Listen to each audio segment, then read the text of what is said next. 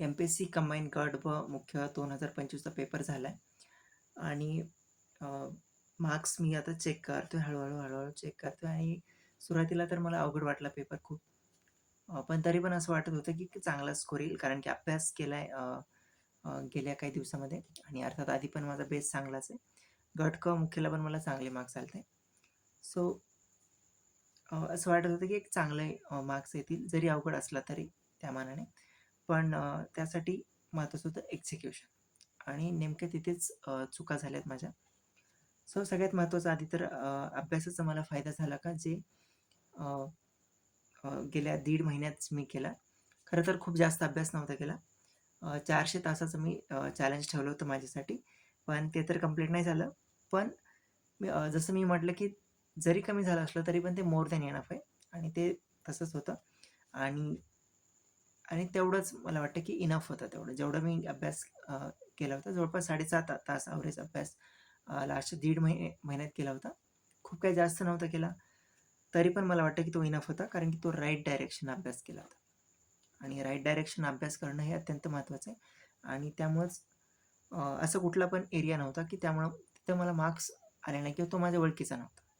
So ज्या पण चुका झाल्यात माझ्या त्या एक्झिक्युशनमध्ये चुका झाल्यात आणि जे पण मार्क्स मला जे यायचे होते माझ्या अभ्यासानुसार जो पण मी अभ्यास केला होता, जो तिथं रिफ्लेक्ट व्हायचा होता. जर तो होत नसेल तर ते एक्झिक्युशन. सो मला असं वाटतं अभ्यासामध्ये तर मी कोणती गोष्ट ठेवली नव्हती. सगळे टॉपिक केले होते. इव्हन सायन्ससारखा विषय जो मला अवघड वाटायचा तिथे पण मला खूप चांगले मार्क्स आलेत. म्हणजे तिथं खूप चांगले येत आहेत. म्हणजे मी एक्स्पेक्ट केलं होतं त्याच्यापेक्षा पण जास्त मार्क्स इथे येत आहेत मला. सो म्हणजे स्किप न करणं किती महत्त्वाचं आहे आणि सगळे टॉपिक सिलेबसमधले किती महत्त्वाचं आहे करणं. कारण की कधी कोणता विषय तुम्हाला म्हणजे अवघड येऊ शकतो एक्झाममध्ये आणि कधी कोणता सोपा येईल सांगता येत नाही किंवा कधी कोणता तुम्हाला साथ देईल. सो मला वाटतं सायन्समुळं थोडंसं स्कोर खूप वाईट आला नाही आहे. ठीक-ठाक त्यामुळे तरी स्कोर येतोय. सो एक्झिक्युशनमध्ये खूप चुका झाल्यात माझ्या आणि त्याच्यामुळं स्कोर जो चांगला आला असता एकदम टॉपचा स्कोर मला असं वाटतं की येऊ शकला असता. पण तो येत नाही आहे कारण की खूप साऱ्या चुका झाल्यात. पॅसेजमध्ये मला खूप कमी मार्क्स येत आहेत. जवळपास इंग्लिशचा फक्त एकच प्रश्न येतोय, जे की खूपच म्हणजे खराब एक्झिक्युशन केलं म्हणेल मी. आणि खरं तर टाईम होता 8-9 मिनिट होते आणि त्याच्यात तर एकच प्रश्न येतोय तर मला वाटतं अ, खूपच चुकीच्या पद्धतीने मी सोडवले ते आणि खूप अजून चांगलं त्याच्यात मी करू शकलो असतो. आणि मराठीत पण 3 येत आहेत. सो मराठीचं एक प्रश्न ठीक आहे. मला वाटतं एक प्रश्न तिथे अजून येऊ शकला असता. सो आणि बाकी पण अनेक सिली मिस्टेक झाल्यात. असं नाही की पॅसेजमध्ये झालाय. सो पॅसेज सोडवण्याच्या म्हणजे पॅसेजला टाईम भेटावा म्हणून ते फास्ट सोडवलं तर तिथे पण सिली मिस्टेक झालेल्या आहेत. जे की आधी मला वाटलं होतं की नाही झालेल्या आहे. पण जसं मी एक-एक चेक करत गेलो तसं दिसलं की तिथे झालेल्या आहेत मिस्टेक्स. सो आणि ते सोपे प्रश्न होते. सो याच्यामुळं हे झालं. त्यामुळे पेपर 1ला पण खूप मिस्टेक झाल्यात आणि पेपर 2ला पण आणि मॅथमध्ये फक्त 14 प्रश्न येत आहेत आणि सोपं होतं मॅथमध्ये. सो म्हणजे टाईम पण होता. जवळपास 25 मिनिटं तरी माझ्याकडे होते मॅथला आणि 14 प्रश्न आलेत आणि तेच प्रश्न घरी येऊन मी सोडवलेत. जे पण एक्झाममध्ये होते आणि घरी आलेत मला प्रश्न ते म्हणजे जवळपास 20 तर येत होते. पण एक्झाममध्ये 18 तरी प्रश्न येण्यासारखे होते. तिथं मला वाटतं 14 प्रश्न म्हणजे खूपच कमी आलेत आणि बाकी पण प्रत्येक विषयात सायन्स जर सोडलं तर प्रत्येक विषयात एक तरी माझी सिली मिस्टेक झालीच. सो आणि याच्यामुळं म्हणजे ओव्हरऑल बघितलं तर खूप साऱ्या मिस्टेक झाल्यात आणि त्याच्यामुळे मला असं वाटतं खूप जास्त मार्क्स मी तिथं सोडून आलोय.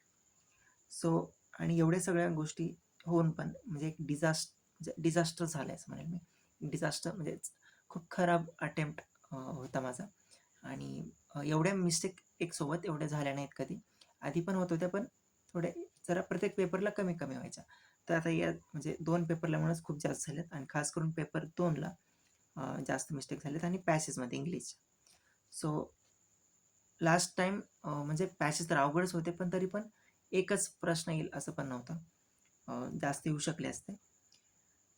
सो लास्ट टाईम गट का मेन्सला मला इंग्लिशला पॅसेजला 5 पैकी 5 5 पैकी 5 आलते आणि मराठीला 4 आलते. सो 9 आलते पॅसेजला.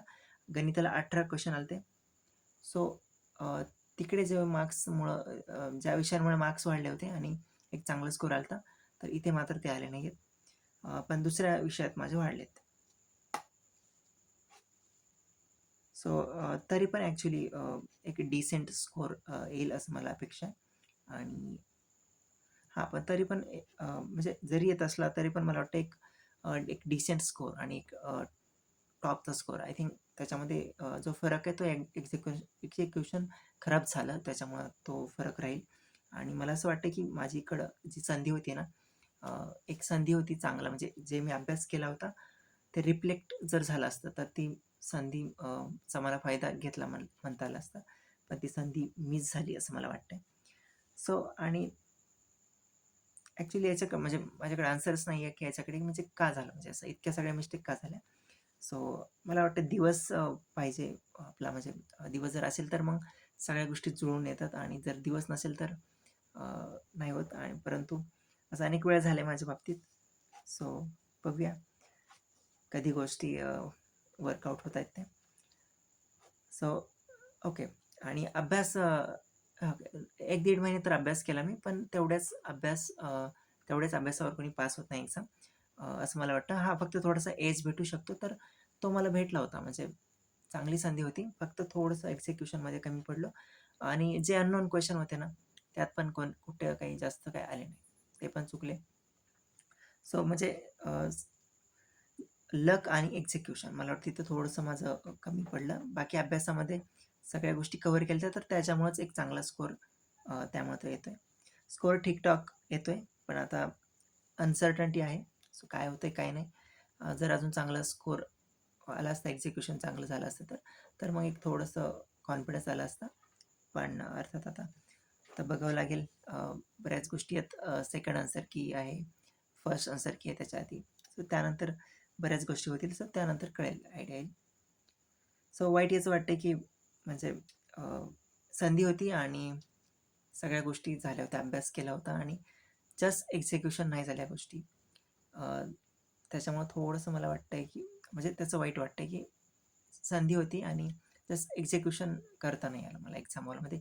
पॅनिक झालो म्हणता येईल किंवा मग प्रेशर नाही हँडल करता आलं.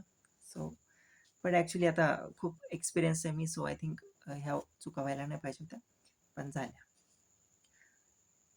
सो या एक्झाम म्हणजे पेपरमध्ये चांगले मार्क्स घेता येऊ शकत होते का? अवघड होता तर? येस, चांगले मार्क्स घेता येऊ शकत होते.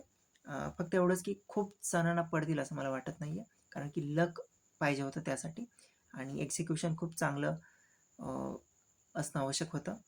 सो ज्याचं लक पण होतं थोडंसं आणि एक्झिक्युशन चांगलं झालं आहे, बऱ्यापैकी झालं आहे. म्हणजे एकदमच परफेक्ट कोणाचं नाही होऊ शकत, खास करून कंबाईनसारख्या एक्झाममध्ये. परंतु ज्याचं बऱ्यापैकी डिसेंट एक्झिक्युशन झाले तर मला वाटतं चांगले स्कोर येऊ शकत होता. सो आता म्हणजे कठीण आहे टाईम, पण मूव्ह ऑन तर करावंच लागेल. कारण की पुढच्या पण एक्झाम आहेत आणि येस, सो म्हणजे पुढे तर जावंच लागेल. सो बघूया आता पुढच्या एक्झाममध्ये देऊया बेस्ट आणि याचं काय होतं ते कळेलच पुढच्या ह्याच्यामध्ये. सो म्हणजे मी तर अभ्यासात तर म्हणजे कुठे काही हे नाही झालेलं. फक्त एक्झिक्युशनमुळं थोडंसं स्कोर जो यायचा त्याच्यापेक्षा थोडं कमी येतं.